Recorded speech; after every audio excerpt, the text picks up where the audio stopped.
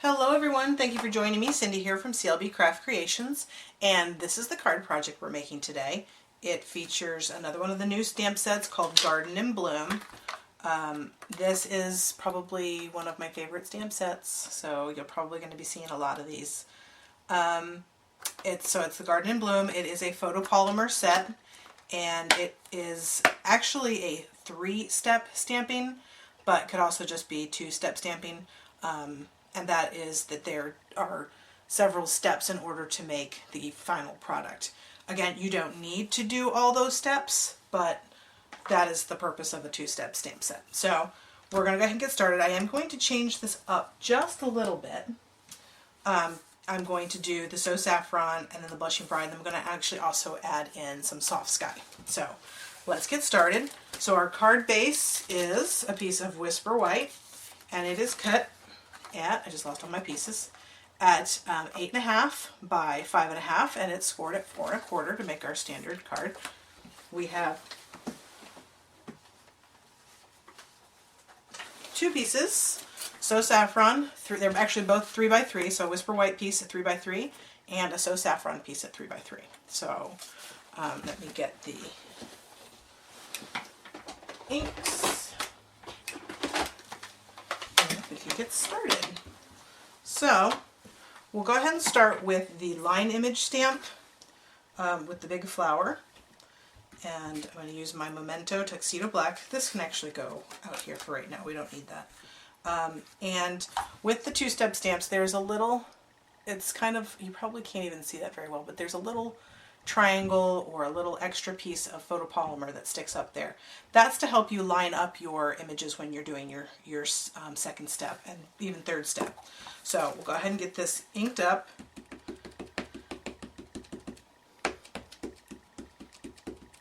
My black looks like it needs to be re-inked already. Okay, so, and you can use it in, you can put the pattern any way you want. I'm still going to stick with this kind of flower down here at the bottom. And I have not found that this set requires a Stampin' Pierce mat underneath of it, but you certainly could use one if you needed it.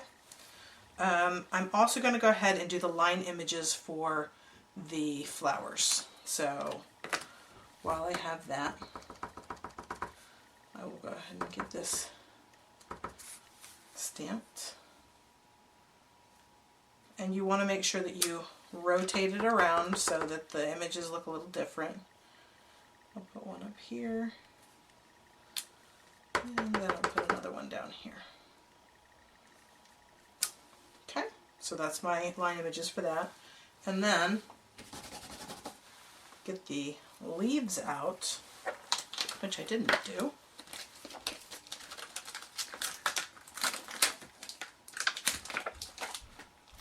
Big leaves, and we also have the little leaves. Put those on a bigger block. Okay, again, that is our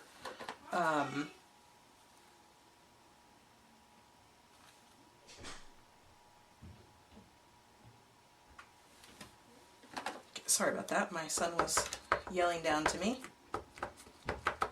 Okay, so I'm going to go ahead and put this set of leaves right here because it kind of helps fill in that blank space. And then we'll take the little leaves and we'll put them where they make sense. So this one, I'm going to put this one over here, and it's okay if they go off the card.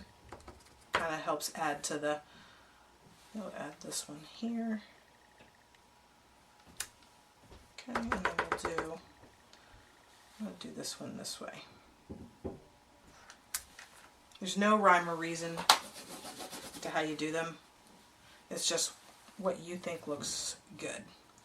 Okay, so that's all the black stamping that we're doing right now. We'll come back in, we'll do the bee after we get the rest of this done. So I'm going to go ahead and do the So Saffron for the large flower.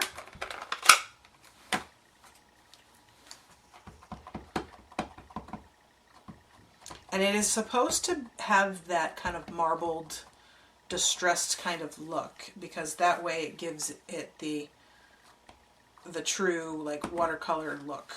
Okay, now here's the little triangle. Of course, I don't remember where the triangle was when I stamped this.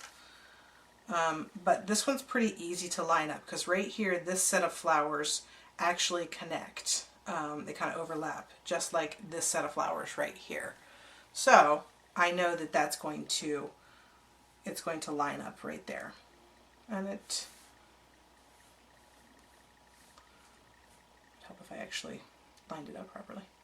Okay, so now I'm just going to press that down. Now this is supposed to look like it's over, like you stamped outside the lines, because it's supposed to represent kind of a watercolored look. So the purpose of it is to actually look like it's outside the lines.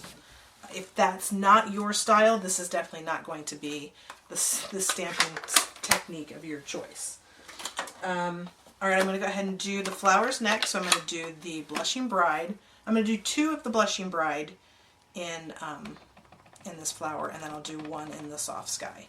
So again, I don't remember how I did them, but they're pretty easy to line up. And there it is right there. Okay. And you can tell it's sort of darker in that one little space to show that it's kind of painted. Okay, now that one I definitely did not line that up, and it still looks good, in my opinion. If that is something of concern for you, then you would probably want to do your line image stamp and then your colored stamping right after. I'm not that particular. And again, this stamp set is supposed to look more painted and whimsical.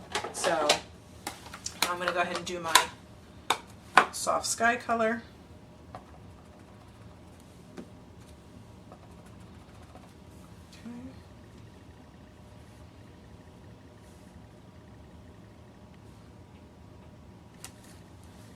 Oh, I like it with the blue.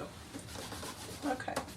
Now we will go ahead and we need to do our inside leaves. And we'll do that with the Pear Pizzazz. We've got the big leaves, and then we have the little leaves. I'm just going to put them on the same block. Now, these are obviously much easier to line up because the leaves are going in one direction. So we'll use our Pear Pizzazz for that. The big leaves. Okay, and you just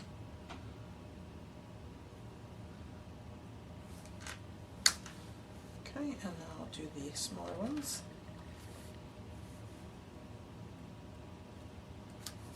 So you can see it's meant to kind of go off.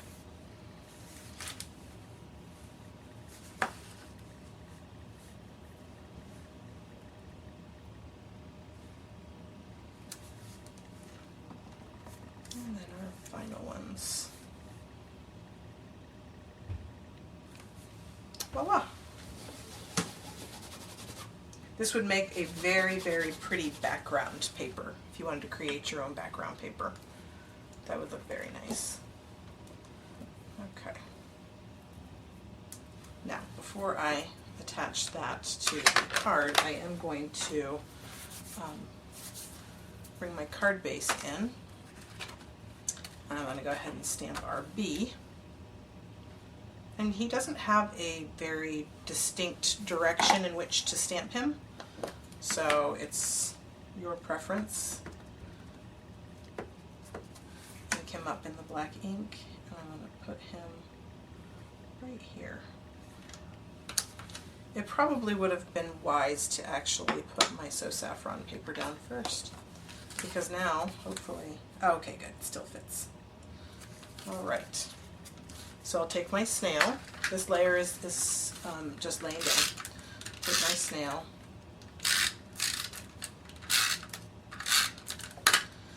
I'm just going to put that in an angle, and we're going to just line up the corners with the corners of the paper.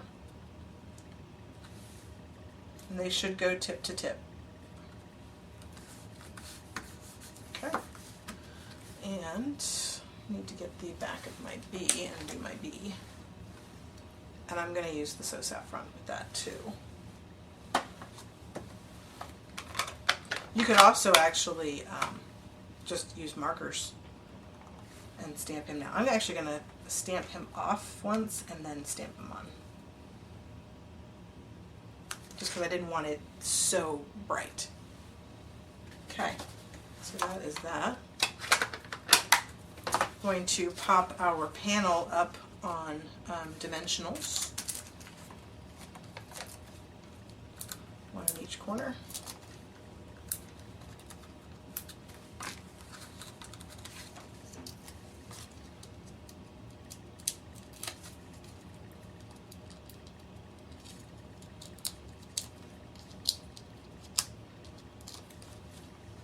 And then you can decide whichever direction you'd like to put it. And then you just want to try and get the four corners equal amongst your piece. And then the final touch is just a little doodling. So you can start and do as much doodling as you want.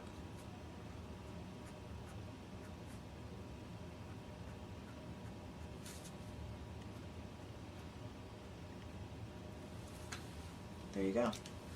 And there is another finished card project. So here's my original, and there's the one that we just did. And I really do actually like the touch of blue within this one. So I hope that you enjoyed today's card project. Hit the like button, subscribe to my channel, and leave me a comment. Let me know what you thought. See you guys soon.